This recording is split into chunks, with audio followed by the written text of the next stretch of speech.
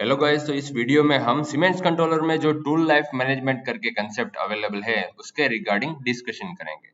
तो जैसे ही हम ऑफसेट बटन पर जाते हैं, ऑफसेट पेज पे, वहां पर टूल लिस्ट के बाजू में टूल वियर करके हमारे पास ऑप्शन अवेलेबल रहता है। तो अगर यहाँ रेडियस के बाजू में देखें तो वहां पर हमें इस तरह से TC करके कुछ लिखा हुआ होता है। तो वो एक्चुअली टूल लाइफ मैनेजमेंट का कंसेप्ट है यहाँ पर।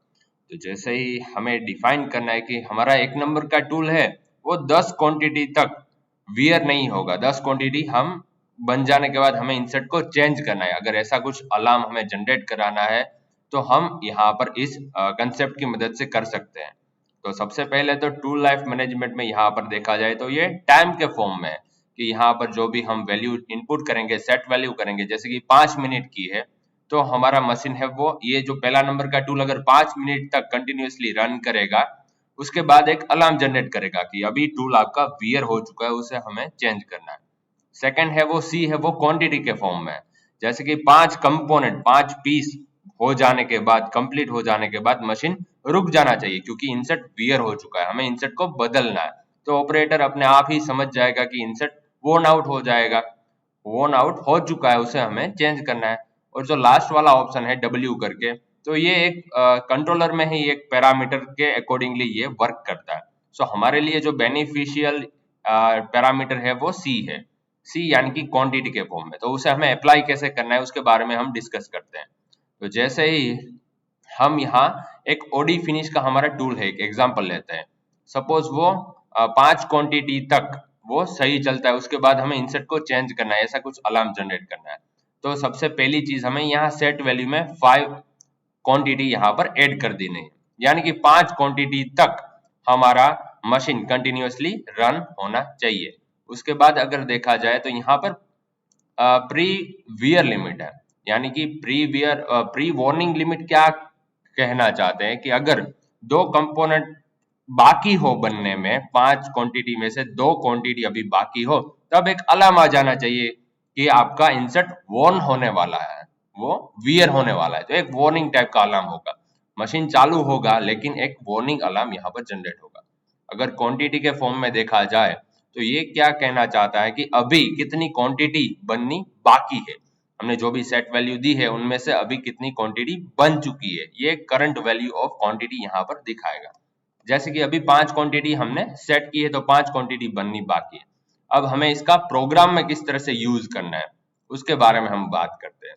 तो यहाँ पर एक हमने सिंपल सा प्रोग्राम बनाया हुआ है, राइट। तो उसमें क्या है कि 1 नंबर का टूल है, 1 नंबर की कटिंग एज है।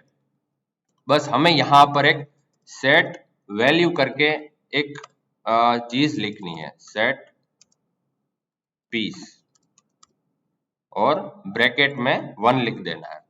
तभी ये टूल लाइफ मैनेजमेंट वाला जो कंसेप्ट है वो यहाँ पर एप्लीकेबल होगा, ये हमें याद रखना है। क्योंकि M30 से पहले एक बार ये सेट पीस करके एक वैल्यू हमें यहाँ पर लिख देनी है, तभी वो अपडेट करेगा 1 नंबर के टूल में, करेक्ट।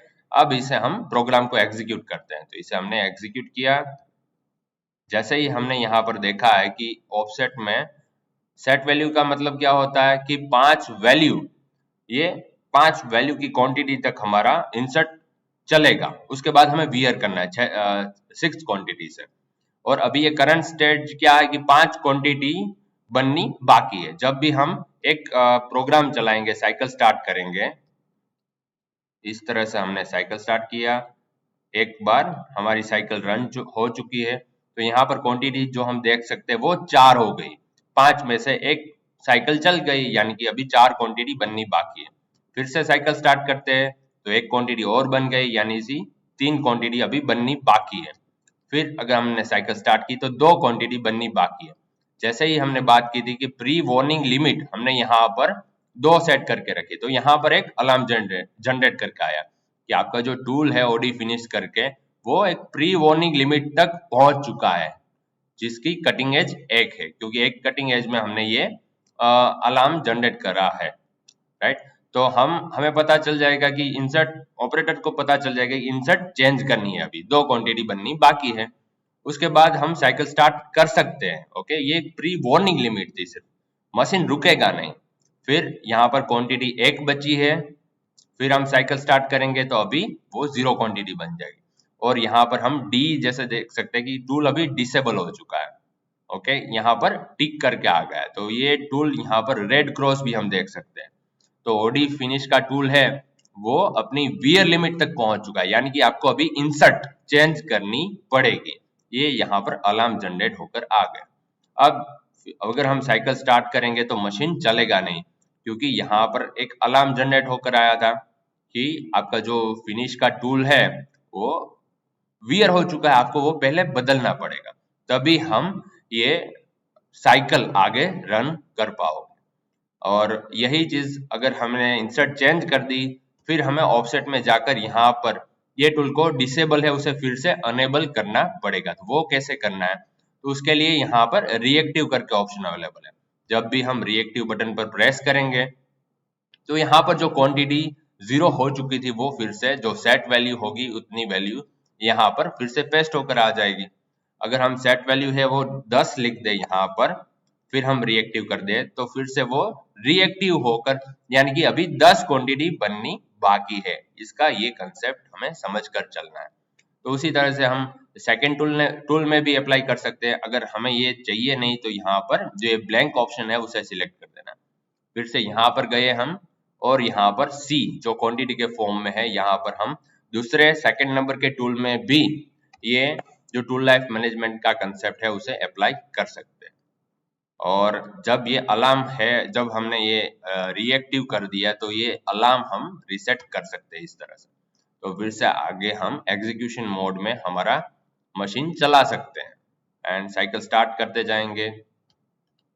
तो ये क्वांटिटी 9 हो चुके हैं। ये प्री वार्निंग लिमिट है वो हम 5 भी कर सकते हैं। और यहाँ पर जो ये डिसेबल जो टूल ऑप्शन अवेलेबल है उसे हम टिक अनटिक भी कर सकते हैं। बट लेकिन ये रिएक्टिव वाला जो ऑप्शन है वो काफी इजी रहेगा। तो हम इस तरह से हम टूल लाइफ मैनेजमेंट कंसेप्ट का यूज सीमेंस कंट्रोलर में इजीली कर सकते हैं। And all the best guys.